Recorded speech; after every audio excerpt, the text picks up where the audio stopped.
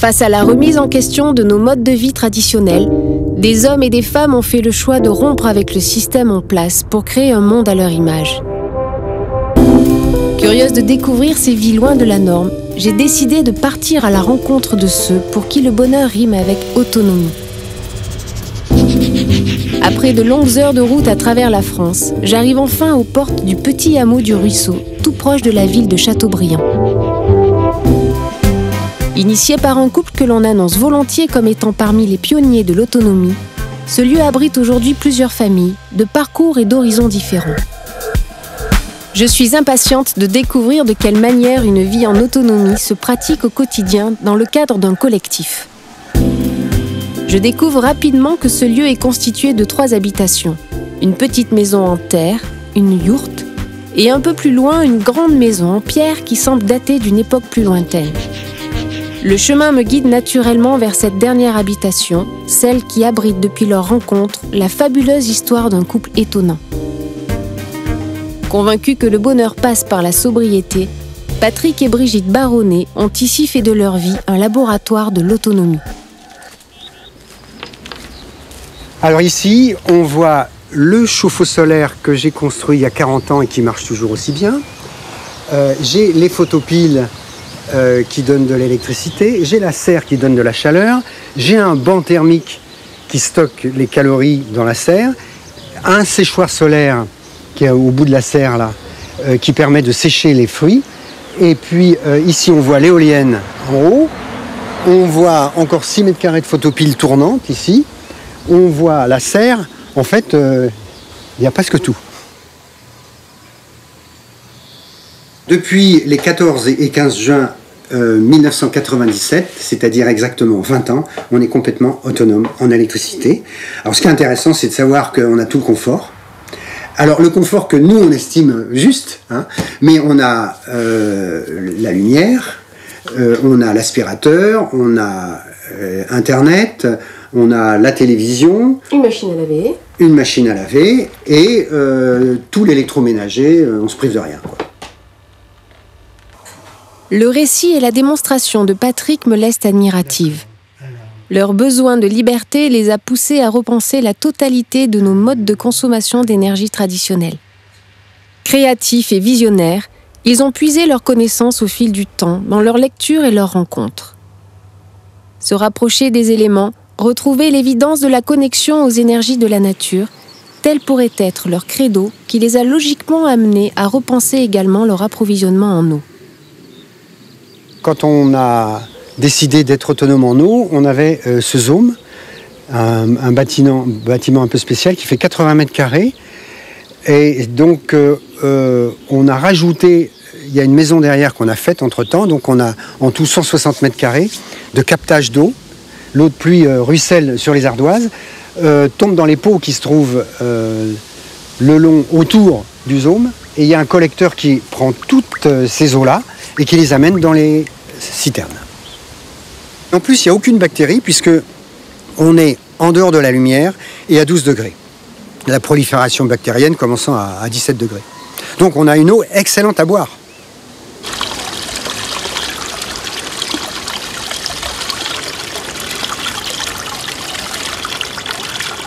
On ne paye plus 1 centime d'eau depuis 40 ans et plus 1 centime d'électricité depuis 20 ans. Voilà. Il y a aussi notre mode d'alimentation. Ce qui nous intéresse, nous, c'est surtout la santé. Et donc, on mange très peu de viande, très occasionnellement. On est autonome à 80% en légumes. Après, on achète quand même l'huile. On achète par exemple les raisins secs, on achète les céréales. Et puis de temps en temps, on se fait un extra. Et puis, comme je ne suis pas vigneron et que j'aime bien le vin, on achète du vin. Qu'elle concerne l'énergie, l'eau ou l'alimentation, l'autonomie est aujourd'hui bien une réalité pour Brigitte et Patrick. Dans cette maison accueillante, je découvre avec bonheur un mode de vie inspirant incarné par un couple étonnant. Je suis touchée par leur engagement et leur volonté profonde, dès leur plus jeune âge, de simplement incarner le changement qu'ils souhaitaient voir dans le monde.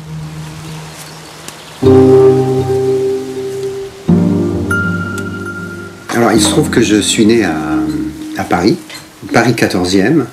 On était dans une impasse près du bois de Clamart. Et donc, naturellement, j'ai vécu très proche de la nature, très proche de la forêt. Toute la rue, il y avait la maison et derrière le jardin. Et des grands jardins. C'était finalement, si près de Paris, un monde relativement rural. Dans les années 60, la rue de la Forêt est devenue la rue du président Roosevelt. À partir de là, mon enfance s'est envolée avec cette rue qui a été débaptisée, et c'était des camions, des voitures, sans arrêt, mais sans arrêt. Je voyais les embouteillages, je voyais les pollutions, je voyais tout ça, les gens ne le voyaient pas. C'est à ce moment-là qu'il fallait le voir. Et ben moi, j'avais 14-15 ans, je me posais ces questions-là.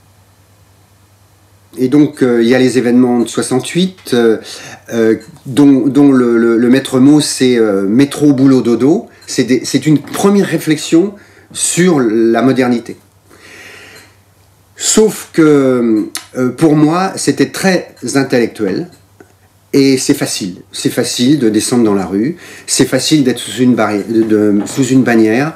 Moi, je trouve que c'est très facile dans la mesure où on demande aux autres de changer. Et pour moi, j'ai toujours eu le sentiment que ça commence d'abord par moi, de balayer devant ma porte et d'être un minimum cohérent. On ne sait pas pourquoi on vient sur Terre.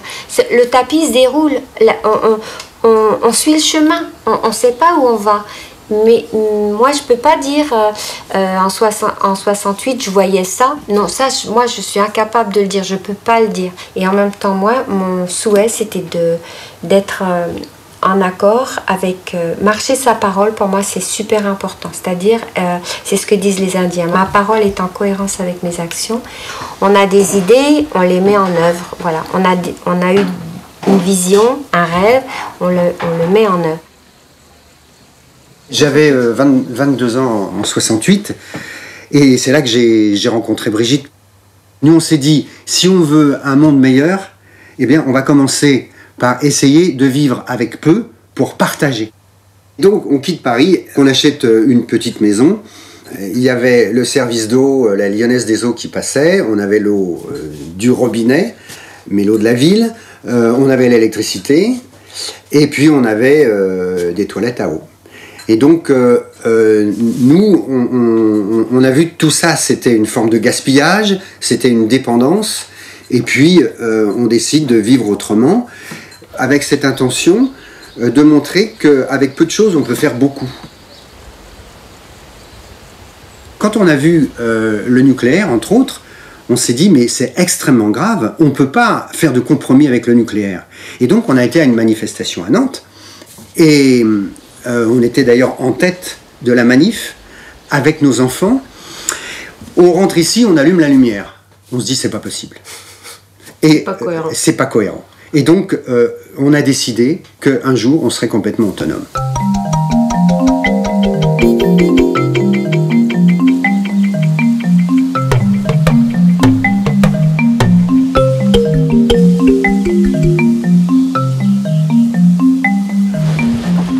Ça, c'est le reste de l'éolienne qui nous a servi pendant 20 ans. Une des premières éoliennes qui pouvait faire fonctionner une maison. Ça, c'est l'axe de l'éolienne. Alors, ce qui est intéressant, c'est que pendant 20 ans, c'est cette petite génératrice qui nous a donné toute notre électricité. Et l'éolienne ne sert qu'une chose, c'est à faire tourner ça pour produire de l'électricité. Alors ça, c'est un moteur quand on le branche, mais quand on tourne le moteur, il donne de l'électricité. C'est l'inverse qui se passe. Donc c'est étonnant. Bon, c'est le volume d'une bouteille, et c'est ça qui nous a donné notre totale autonomie.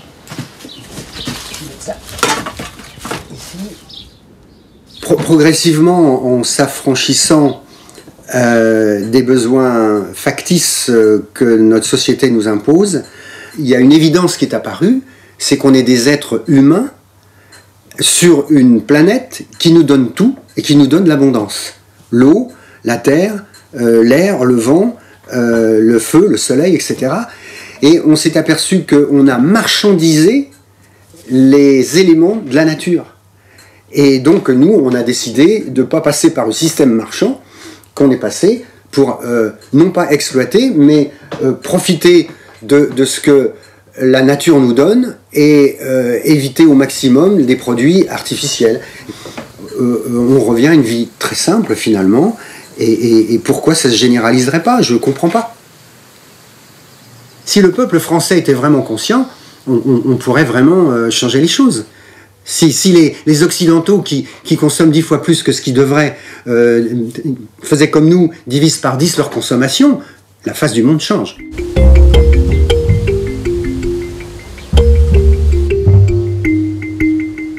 On est sans arrêt en train de réfléchir à ce qu'il est bon de conserver de la tradition, des modes de vie anciens, et aussi ne pas refuser la modernité. Bon, par exemple, on a Internet, j'ai un site Internet qui marche très bien et qui nous sert énormément. On a une voiture, voilà, mais on va pas plus loin que ça. Et en fait, avec un demi-salaire, on a pu assouvir tous nos besoins avec 4 enfants. Car au-delà de la volonté de s'affranchir d'un système, l'autonomie a d'abord été, pour Brigitte et Patrick, le moyen de vivre dans le partage, la simplicité et la solidarité. Une philosophie érigée en principe de vie qui a fondé les bases de l'éducation de leurs enfants. Donc on était 4 enfants, c'était bien dur pour eux aussi, parce que 4 enfants, il faut les gérer. Et en fait, on a été, je sais pas comment dire, cobayes de leur expérience. Alors c'était drôle parce que c'était beaucoup d'expérience avec le pipi caca et c'était les toilettes à litière. Et du coup, j'invitais pas forcément des gens qui étaient pas conscients de... voilà, parce que en fait, j'avais pas des toilettes. C'est difficile de dire à l'autre, on tire pas la chasse d'eau ici. Et en fait, moi, leur dire, voilà, ça se passe comme ça, parce qu'il y a tout un processus de conscientisation derrière. Eux, ça les faisait cogiter, mais moi, j'assumais pas. C'est plus moi qui étais dans le... Putain, j'ai des parents, faut les assumer, quoi. C'est juste ça, mais... Ouais. Donc, je suis partie de chez mes parents parce que j'en avais marre, et du coup, j'avais besoin d'explorer autrement. Donc, consommer, voilà, bouffer comme tout le monde. Voilà, j'avais besoin de faire mes expériences. Et c'est quand tu commences à avoir... En fait, moi, c'est mon corps qui m'a parlé. C'est les mots de bide. En fait, du coup, tu regardes comment les autres ils consomment sans regarder ce qu'ils consomment vraiment. En fait, ils sont pas forcément conscients. Mais moi, c'est surtout mon corps qui m'a fait. Hey, reviens à la nature, reviens à plus simple.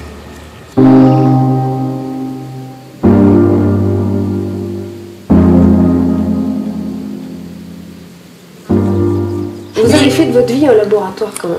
Oui, tout à fait, mais quand une idée nous plaît et qu'elle nous semble reproductible et cohérente avec ce qu'on a envie de transmettre ou de vivre, et ben on la met en route. Voilà.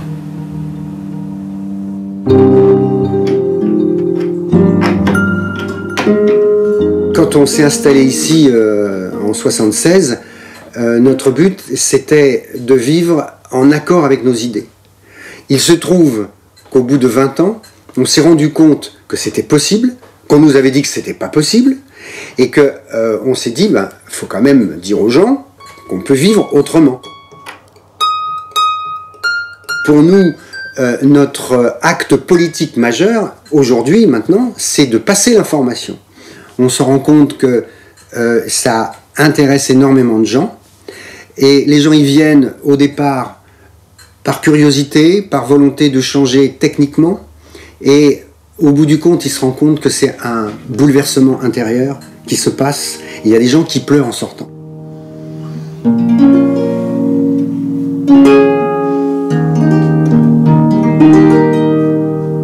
Touchés par cette belle histoire d'amour et de liberté, je comprends que le chemin qu'ils ont emprunté dès leur jeunesse n'a pas dû être de tout repos, et que c'est la force de leur conviction qui les a naturellement amenés vers une vie en autonomie.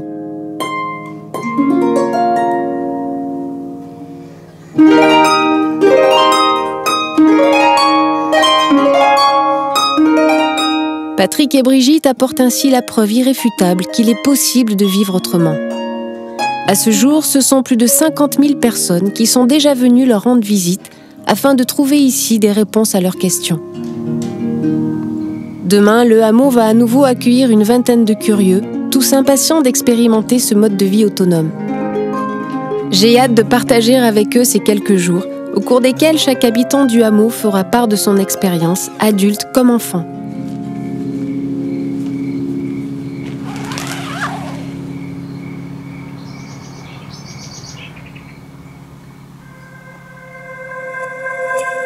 Qu'ils arrivent ici avec l'intention de changer de vie ou bien simplement d'apprendre quelques astuces concrètes, tous s'apprêtent à être élèves de cette surprenante école de formation à l'autonomie. Les stagiaires arrivent au petit matin. Patrick prend le premier la parole avec l'intention de faire réagir les foules. Moi, j'ai envie de collaborer avec vous. Qu'est-ce qu'il faut pour faire un œuf? C'est même pas que ça tourne pas rond, c'est d'une absurdité sans nom.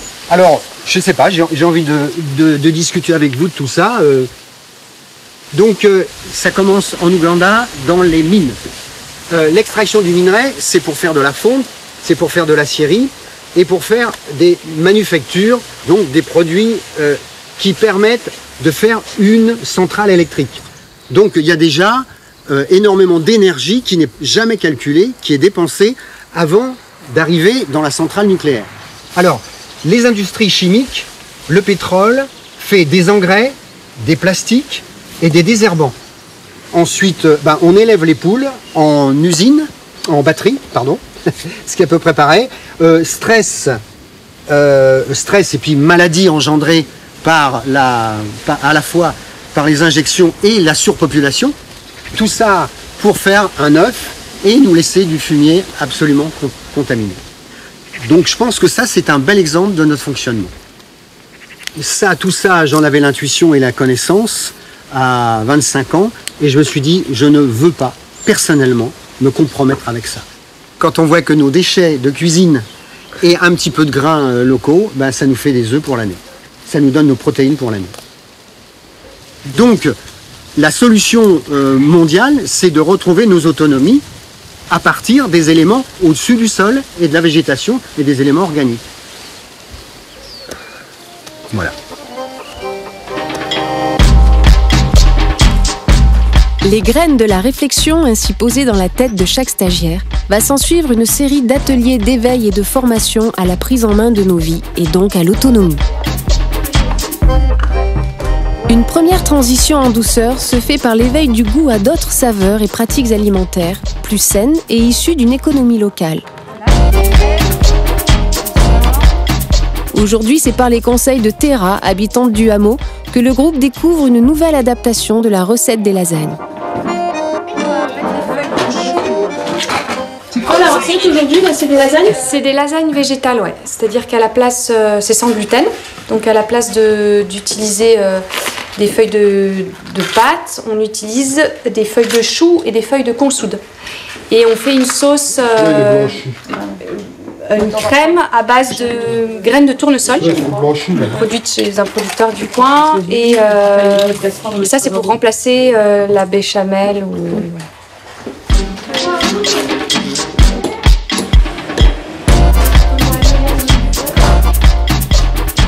Je rajoute de l'huile. Moi, je te dirais de rajouter ça et de l'huile.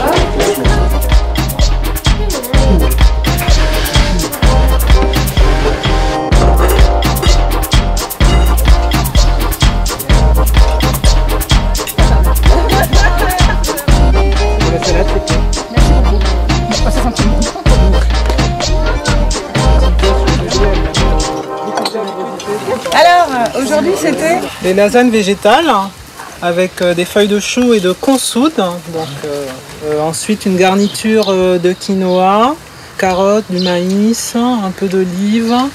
Et puis, pour remplacer la crème fraîche, on a fait une sauce aux graines de tournesol. Je travaille dans la finance d'entreprise, dans des choses qui ne sont pas très... voilà quoi, qui font pas tellement de bien à la terre. Mais je suis en train de converger vers autre chose.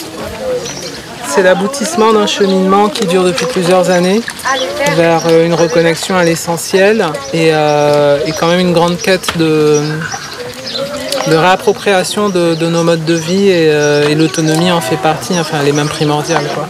C'est la condition de la liberté.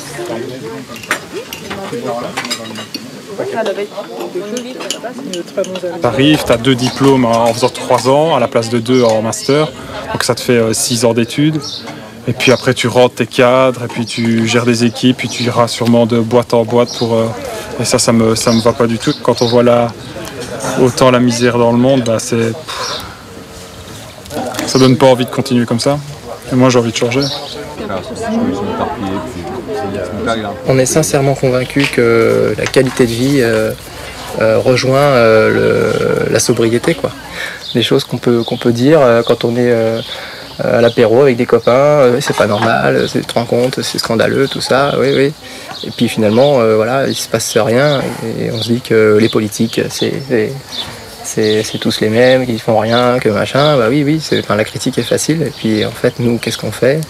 Et c'est là où on s'est rendu compte en fait qu'on avait un champ d'action, un champ de possible, à l'infini, quoi. Le passage dans le hameau marque pour la plupart des visiteurs une étape importante dans leur cheminement intellectuel vers une réappropriation de leur vie. Autonomie alimentaire, en eau, en énergie, enseignement technique et reconnexion avec les éléments. Les divers ateliers s'enchaînent, affirmant toujours plus chez chacun la volonté de faire ses premiers pas sur le chemin de l'autonomie. Tout ça, effectivement, ça peut paraître compliqué. Mais nous, on l'a fait parce qu'on sait que c'est ça ou, désolé, c'est ça ou le chaos, quoi. Si on ne fait pas un autre type de société de ce genre-là, hyper simple, qui consomme 10 fois moins d'énergie que la moyenne, moi je vois pas comment on va s'en sortir. C'est pour ça que quand tu m'as posé la question, si on poursuit les courbes, moi j'ai dit il n'y a pas de solution, non. La solution, c'est complètement changer notre mode de vie. Et même si on paraît fou comme ça, ah non, c'est pas fou. La folie, c'est de fermer les yeux, quoi. Là où il y a une volonté, il y a un chemin. Cette morale pourrait être un enseignement à tirer de l'expérience de Patrick. Donc c'est un sanitaire autonome en eau, et en électricité, et en eau chaude. La curiosité, l'envie de comprendre et de faire soi-même sont également le moteur d'Olivier. Résident du hameau depuis 5 ans, Olivier est arrivé ici sans aucune connaissance spécifique en matière d'énergie. C'est son désir d'autonomie qui l'a amené à tout apprendre et à faire par lui-même. L'idée d'un chauffe-eau solaire, c'est qu'on va essayer de capter le rayonnement. Une expérience riche d'enseignements qui lui permet aujourd'hui de former à son tour les candidats à l'autonomie énergétique. Et donc là, sur des trucs bricolés, comme là, on arrive à plus de 50% de rendement. C'est-à-dire qu'il y a plus de 50% de l'énergie qui arrive, qui est transformée en chaleur. J'ai 20 ans. T'as 20 ans, et qu'est-ce que tu en retires de ce stage ? Je m'imprègne de beaucoup de choses et je me suis même mise à pleurer parce que je me suis rendu compte que finalement les projets parce que j'habite en ville, donc en ville on me dit mais c'est pas possible, tout ça, même mes parents pour eux ils veulent que j'ai une sécurité, même financière, même tout ça, et moi je leur dis non. Et en fait je me rends compte que là c'est possible et qu'en fait il y a plein de gens qui sont comme moi et du coup ça m'aide à m'élever en fait. Et du coup je prends mes projets et ça fait du bien. Donc j'en ai ramassé 3 comme ça aujourd'hui. Avant de construire la serre, j'ai installé le système d'arrosage parce que ça c'est très important. J'ai ici au milieu un tuyau poreux qui fait tout le centre là. Et ici j'ai des aspergeurs. Donc j'ouvre les aspergeurs, ça c'était ouvert, j'ouvre les aspergeurs, je ferme ce qui allait dans la mare là, et ici j'ai un minuteur, et ça coûte pas cher, parce que si vous oubliez de fermer le soir, et que toute la nuit ça coule, et que vous êtes en autonomie, ça fait mal. Donc là, c'est parti, et je vais voir les aspergeurs du bord, qui vont asperger les 2 plates-bandes, et ici, le micro poreux qui va alimenter. Voilà, et ça marche super bien. Toute la serre là est remplie de salade qu'en fait on va pouvoir prolonger leur végétation, donc avoir un peu des salades un peu tout l'hiver. Et puis au printemps, de nouveau on ressème et de nouveau grâce à la serre, on a en période de froid, on a quand même une végétation qui pousse. Ici on a des carottes, alors je vais en ressemer, des très belles carottes. Là c'est des haricots verts montants et ici à nouveau des salades. On a des oignons blancs. Alors, en fait, il faut vous dire que ce qui est important, c'est votre alimentation qui va déterminer le jardin. Et aussi le jardin qui va déterminer, il y a une interaction. Nous, on était néophytes, on ne connaissait rien au jardin à 30 ans. On s'est démerdé. J'ai envie de dire, démerdez-vous. Vous ferez des erreurs, mais vous aurez parfois des grands succès et puis des erreurs, évidemment. Voilà. Mais il y a le bon sens, il faut démarrer. On est comme des robots, en fait, à se lever le matin alors qu'on n'a pas forcément envie, à aller travailler pendant 8 heures, et ensuite à speeder pour se faire à manger, pour trouver du sommeil, etc. Alors que justement l'essentiel c'est bien, on ne se nourrit pas du boulot, on se nourrit de l'alimentation et on se nourrit du sommeil. Moi je veux pas participer à tout ça en fait, je veux pas mettre un pied là-dedans, donc alternative, oui c'est l'autonomie. Au travers de ce travail de fer, je gagne en épanouissement, c'est la vie tout simplement, c'est le bonheur. Enfin, la parabole est vraiment faite pour chauffer de l'eau très vite. Donc si vous voulez faire chauffer de l'eau très vite, ça marche. Celui-ci, on le met et on le laisse et au bout de 2 heures, c'est cuit, quoi. Moi, je mets des petits thermomètres dedans, donc je sais à combien je suis. Je l'ai jamais vu monter plus haut que 150 degrés. On peut faire des tartes, on peut faire des gâteaux. Les tartes, c'est pareil, on met un couvercle au démarrage et au bout d'1 heure, on l'enlève pour que ça cuise sur le dessus et que la vapeur s'en aille. Du coup, on peut vraiment tout cuire dedans.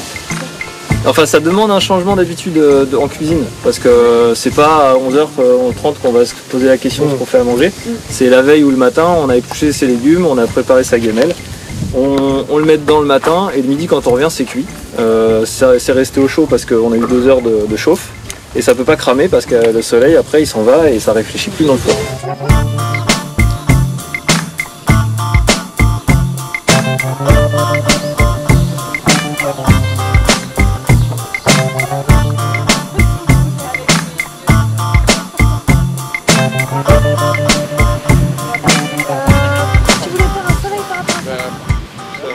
J'ai une entreprise en économie d'énergie, en consultance.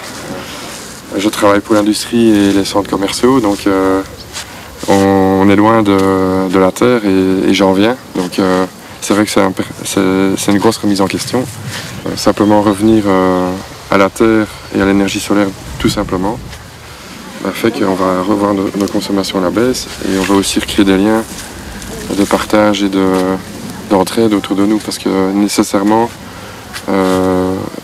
cultiver la terre à la main, ça demande du temps et donc forcément il faut de la main d'œuvre, il faut de l'entente entre voisins et de l'entraide.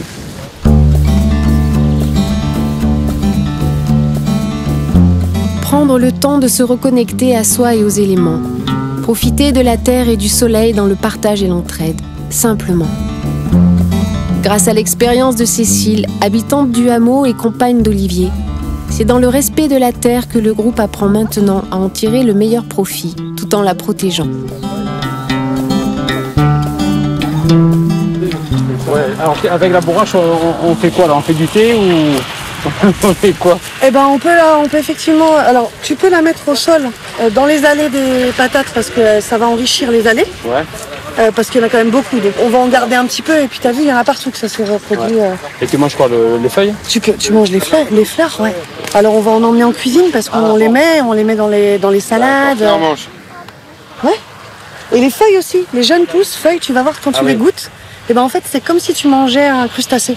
Ça a le goût de la mer, c'est iodé, très iodé.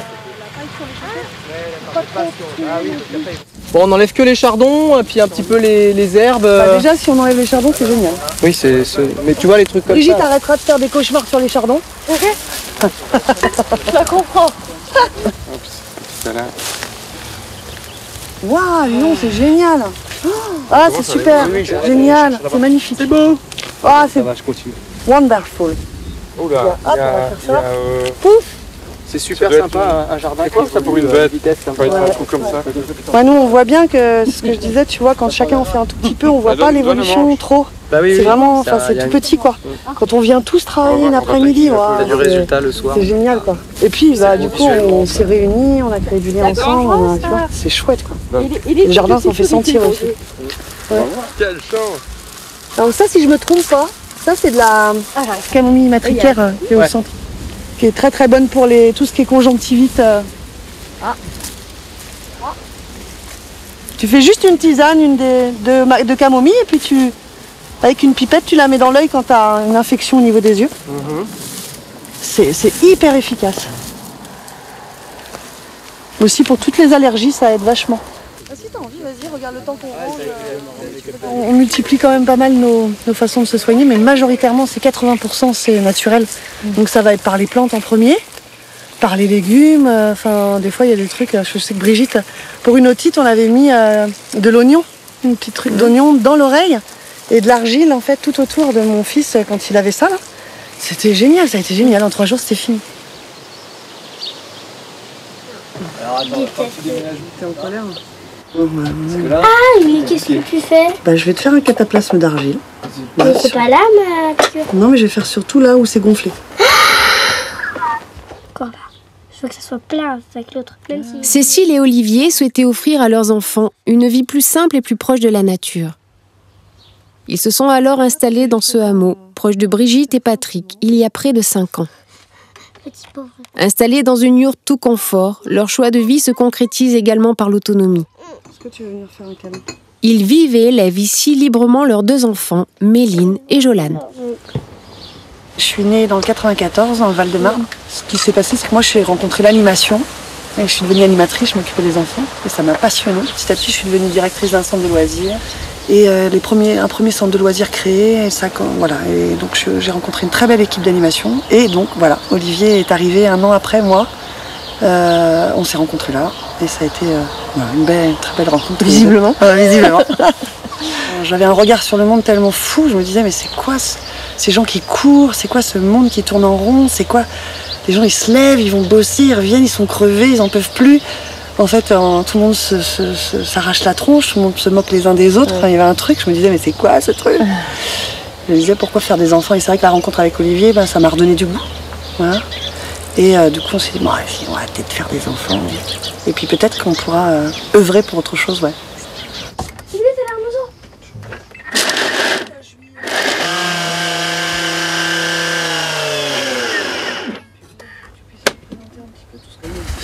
Ça c'est le petit kiff de l'été quand même. Hein. Un truc, c'est assez exceptionnel pour nous de pouvoir se faire un sorbet. Donc là c'est les fruits rouges du jardin, framboise cassis qu'on a mis dans le fraiseur. Et du coup avec cette machine on peut rapidement, en le mixant avec du sucre et un blanc d'œuf, faire un sorbet. Sorbet minute, voilà. Ça s'est vraiment construit au fur et à mesure avec la naissance des enfants. On s'est dit non mais attends là, qu'on mange autrement, l'allaitement, enfin la naissance autrement. Enfin il y a plein de choses qui sont venues. On s'est dit qu'on avait vraiment à cœur de retrouver des valeurs essentielles, petit à petit comme ça. Et on a commencé à se diriger vraiment vers une écologie globale quoi.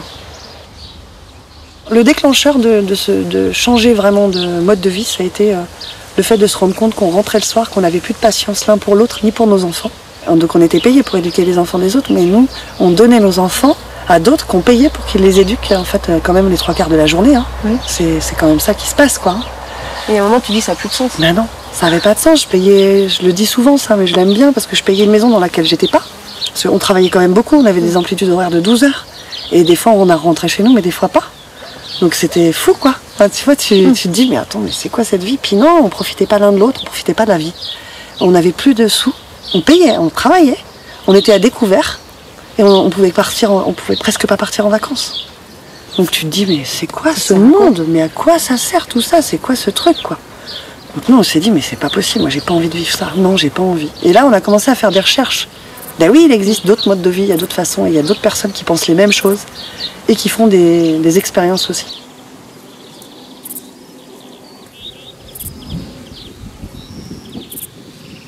Jolan avait à peine 2 ans et là on s'est dit bon ça suffit de parler, ça suffit de faire des recherches, ça suffit, maintenant on réalise nos rêves quoi.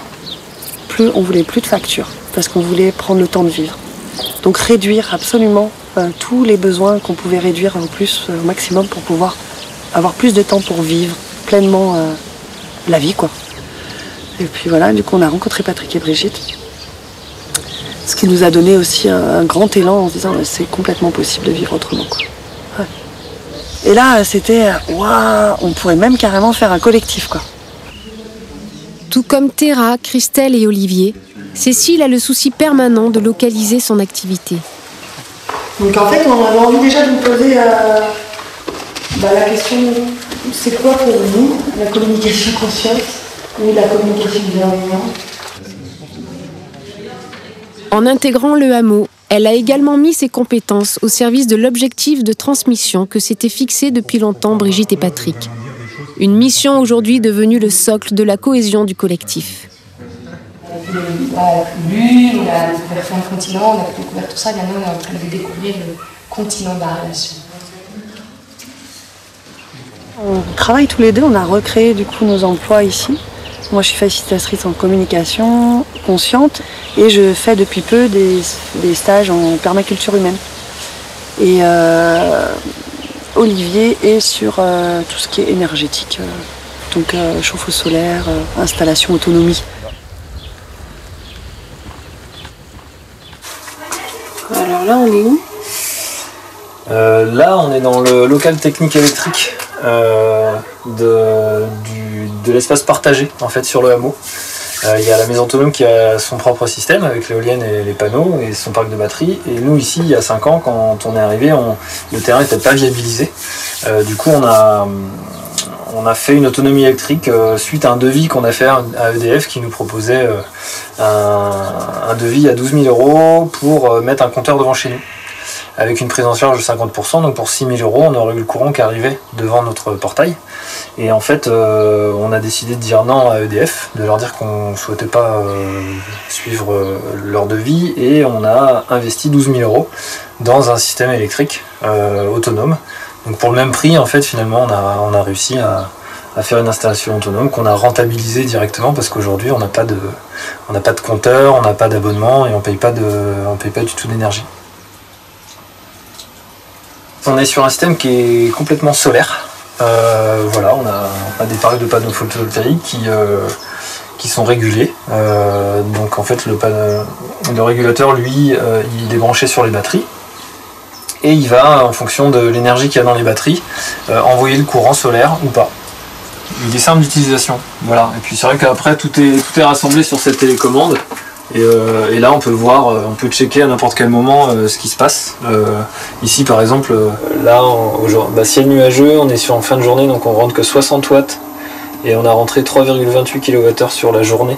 Donc voilà, par rapport à ce qu'on a consommé, on est excédentaire en énergie. On a plein, c'est sûr. Eau, alimentation, énergie, santé.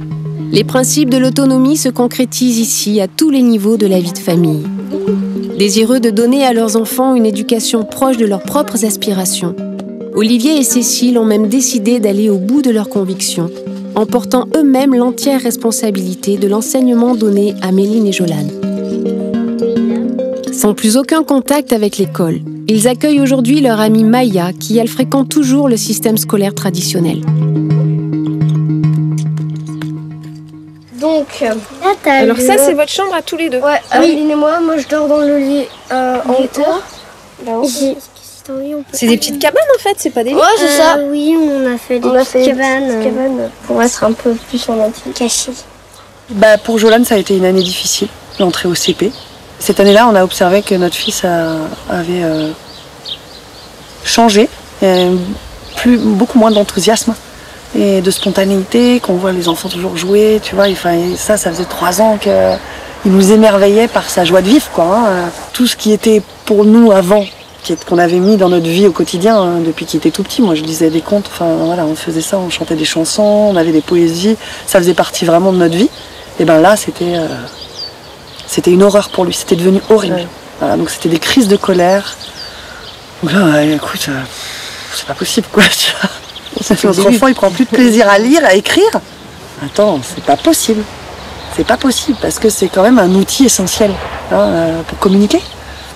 Et là, on lui a dit, écoute mon chéri, on a su qu'il existait un réseau d'instruction en famille dans le coin. Et il y a plein de gens qui font l'instruction en famille et je te propose qu'on aille les rencontrer petit à petit. Donc pendant qu'il était à l'école, on rencontrait ces familles petit à petit, individuellement et même collectivement. Et là, de voir tous ces enfants, ne pas aller à l'école, apprendre autrement. Ils n'étaient pas obligés d'être assis derrière une chaise toute la journée pour travailler et apprendre, quoi. Enfin, tout.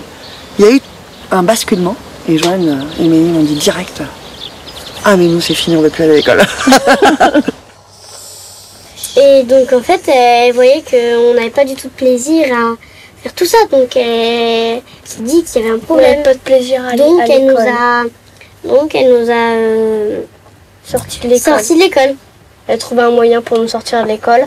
Après, elle a trouvé l'instruction famille, une trentaine de familles. Elle a acheté des livres, elle a trouvé un endroit où des livres. Il a acheté tout ça, elle a fabriqué des trucs là-dedans et on a acheté une armoire de l'instruction en famille. C'était fin août et début septembre, on a déclaré nos enfants à l'éducation nationale. J'ai l'honneur de vous informer que nous ferons l'instruction en famille. Ça se fait simplement. Tu fais une lettre fais juste un courrier. L'éducation nationale et tu lui dis les enfants n'iront plus à l'école. Oui, parce que légalement, dans la loi, tu es dans l'obligation de donner une instruction à tes enfants. Ouais. Mais ce n'est pas une obligation de les mettre à l'école, c'est juste un moyen de répondre à une instruction. Et donc après, tu as plein de façons, dont l'instruction en famille pour y répondre. Doll. Great dressing gown. Moi j'ai envie que ça soit du jeu en fait, tu vois. Parce que c'est ça en fait, de toute façon c'est s'amuser. Elle se rend compte quand on a besoin de calculer naturellement, quand on fait du chantier, on est obligé de multiplier, tu es obligé de mesurer, tu multiplies, tu calcules quand tu dois couper ton bois. Tout ça, elle le fait au quotidien en fait dans le chantier. Méline, elle adore aller dans le chantier, tu vois. Et donc en fait, la multiplication fait partie de la vie. Parce que quand on construit, quand on fait des choses, on en a la nécessité. Et là, à partir de là, ça a du sens. Ok. Alors c'est moi qui commence. Maman, dans la famille, les ennemis. J'aimerais le pivert. Je l'ai. Je te le lis ? Oui. Le pivert, affamé, perce le bois de la ruche à l'aide de son bec puissant. Puis, avec sa très langue collante, il avale les abeilles. On en a un en plus, hein ? On en a un pas loin. Qu'est-ce qu'il y a de mieux ou de moins bien d'aller à l'école ou de rester ici ? Quand tu vas pas à l'école, c'est que tu rencontres pas beaucoup de copains. De l'école, tu peux pas t'en faire beaucoup. C'est ça à l'école que tu trouves. Mais Méline, elle a fait... Si t'as des... En fait, moi aussi j'avais la même peur que toi de faire l'instruction famille. C'est que je ne voyais aucun copain. Et là je suis arrivée et j'ai vu des millions de personnes. 30 millions. Non, au moins 150 ou 300 Là, personnes. ça dépend. Personne n'a jamais compté combien il y en a parce qu'il y en a tellement beaucoup. Tellement il y en a, on peut même plus les compter.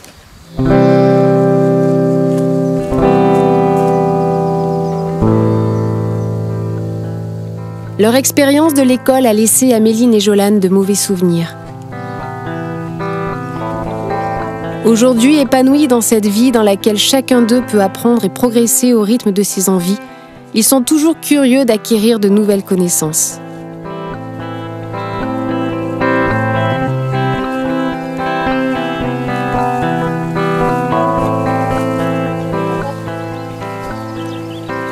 Alors elle a dit, tu soulèves et c'est dessous. T'as jamais cueilli des patates? Jamais. Maman, dis donc, ça va être sympa. Ah ouais, c'est là et tu... Ah, Méline, une patate. Ok,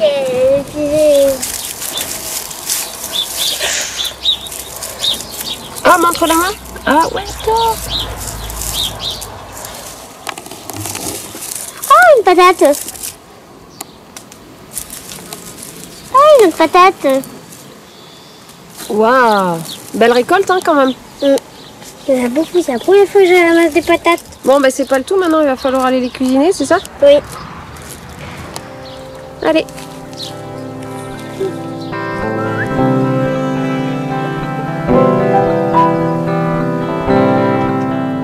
Proche de la yourte de Méline et Jolane, se trouve la petite maison en terre et paille de Terra. Jeune savoyarde passionnée d'architecture, ses études dans ce domaine auraient dû la pousser vers un tout autre avenir. C'est un profond besoin de reconnexion à la nature qui l'a pourtant amenée à rejoindre le hameau il y a 5 ans. La première partie de ma vie, j'ai juste suivi ce qu'on me disait qu'il fallait faire. Je ne me posais pas trop de questions. Puis on me disait le béton, ça marchait comme ça. Puis j'aime bien suivre des recettes. Donc j'aimais bien me dire, le béton, ça marche comme ça. La structure, c'est comme ça. Et puis du coup, j'avais à cœur... Il y a un côté un peu scolaire là-dedans. Et c'est vrai que je regardais tout ce qui était... les maisons en paille et en terre de manière un peu de waouh, mais comment ils font, ça a l'air ça me faisait peur dans cette histoire. Enfin, je sais pas, c'est des gens qui me faisaient un peu peur. Et je vois qu'en fait, dans le béton, entre toutes les peintures, les cols, et finalement, je lis carrément l'information comme quoi l'air intérieur de nos maisons est plus pollué que l'air extérieur. Un des domaines aussi qui produit le plus de déchets, c'est le domaine de la construction. Donc si en plus je participe, moi, en tant qu'architecte, à déjà construire des maisons qui sont polluées à l'intérieur, mais en plus à polluer aussi l'ensemble de l'environnement par la construction, ça m'a posé question. Voilà. Je commence à utiliser de la peinture écologique, à m'intéresser aux énergies alternatives. Et surtout, moi, à ce moment-là, je travaillais à Noirmoutier et je voyais les sommes astronomiques qu'on dépense pour construire des maisons. Et quelque part, une idée qui germe que moi, j'ai des besoins qui sont assez simples, en fait. Et que je rêverais d'un petit endroit, une petite maison, un truc... simple, quoi, la simplicité. Et du coup, je participe à des chantiers participatifs d'autoconstructeurs. Et là, belle leçon d'humilité, parce que moi qui sors d'une école d'architecture, qui ai travaillé en cabinet, je m'aperçois que j'ai tout à réapprendre. J'ai participé à la construction de cette maison-là. Je ne savais pas forcément que j'allais habiter ici, mais j'ai participé à toutes les étapes de construction depuis le début. Donc moi, j'ai fait ça pour filer des coups de main, mais aussi parce que ça m'intéressait d'apprendre à construire une maison de manière aussi simple, en fait. Là, je m'assure que c'est bien que des cailloux et que c'est pas des petites mottes d'argile. Vous faites quoi, les filles, là? Barbotine. De la terre argileuse avec l'eau.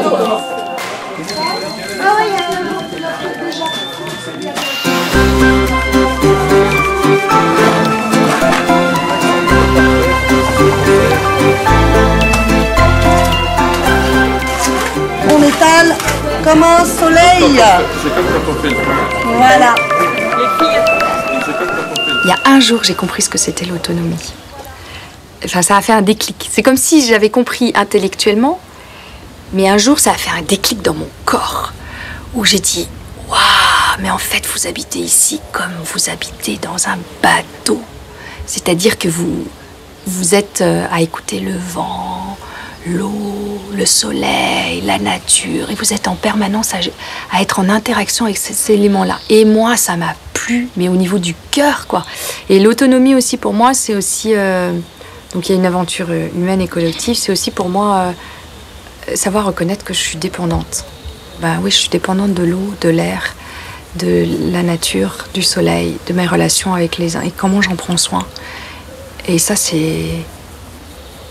En fait, rien que de le dire là, ça me touche beaucoup. Je sens à quel point ça me touche beaucoup. Ouais. Je me sens... Voilà. Maya, assez sous, et Maya. Je savais pas que ça pouvait être bien comme ça, la vie. Il y en a un qui a trouvé un bon moyen de transport écologique. Les visiteurs sont maintenant repartis chez eux, avec la ferme intention de faire à leur tour évoluer leur propre vie. Qu'elle déclenche en eux un changement radical ou leur apporte simplement de nouvelles connaissances, Cette immersion au cœur d'une vie simple et faite de bon sens les aura tous confortés dans l'idée qu'un autre monde est possible. Tour à tour inventeurs et visionnaires, témoins actifs d'une possible présence durable de l'homme sur Terre, les habitants du hameau se sont ici tout simplement réappropriés leur vie. Touchés par l'authenticité de ces nouvelles rencontres et convaincus de la parfaite reproductibilité de ce mode de vie, je quitte le hameau pour poursuivre ma route, toujours à la découverte de nouveaux chemins.